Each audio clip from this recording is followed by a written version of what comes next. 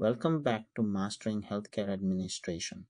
In this lesson, we continue our journey through international business, the new realities, 6th edition.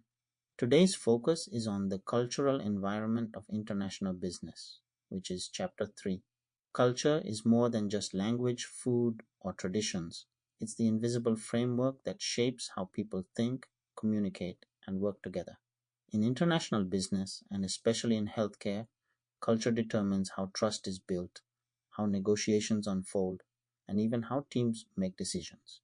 By the end of this lesson, you'll understand how culture influences global business success, the risks of cultural misunderstanding, and the essential skills that help leaders navigate diverse workplaces with empathy and intelligence. Introduction. When culture talks louder than words. Picture this: a US medical device team flies to Tokyo to finalize a deal. They've rehearsed their pitch, printed pricing sheets, and arrive on time. The Japanese executives greet them politely, but as the Americans jump straight into business, they notice the hosts exchanging silent glances. The meeting ends cordially, yet the deal stalls. What went wrong? It wasn't the technology. It was the culture. Culture defines how we speak, listen, decide, and trust. In international business, and especially in global healthcare, understanding culture isn't a courtesy. It's a strategic advantage. Today we'll explore how culture shapes global business, the risks it creates, and how professionals like you can navigate it with skill and empathy. Defining culture and cross-cultural risk. First, what exactly is culture? Culture is the collective values, beliefs, customs, arts, and social behaviors that define a group of people. It tells us what is polite, what is ethical, what success looks like, and even what time means. Culture isn't inherited, it's learned.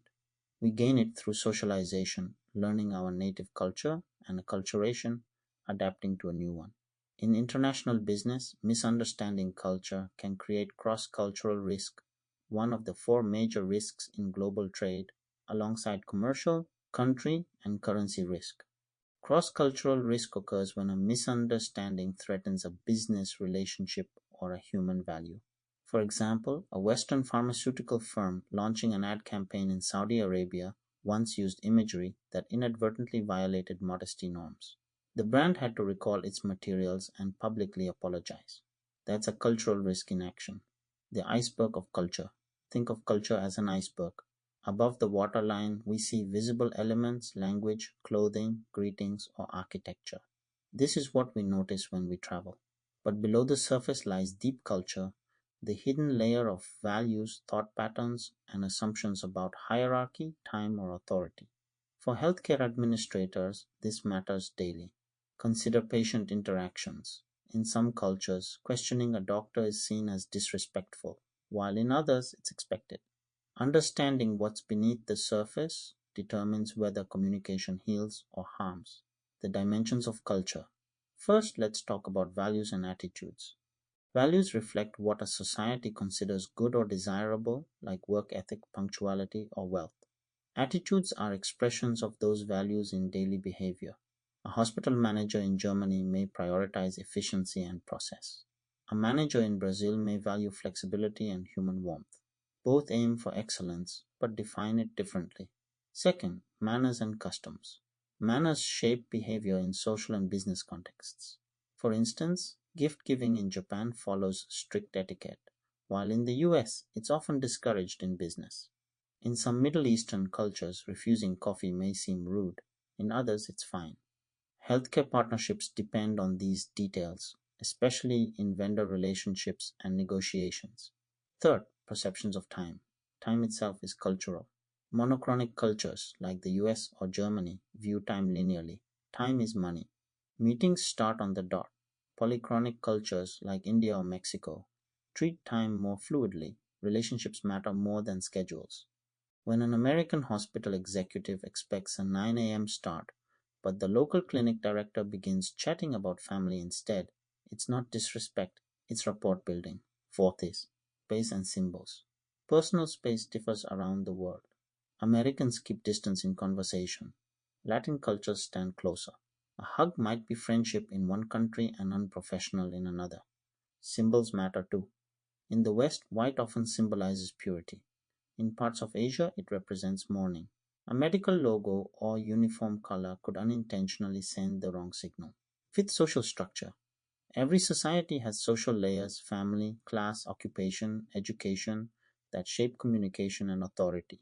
In hierarchical societies like Japan or South Korea, decisions rise slowly to senior leadership. In egalitarian ones like the US or Sweden, collaboration happens freely. Understanding structure helps you manage teams and negotiations effectively. Language and religion in global business. Let's talk about language first.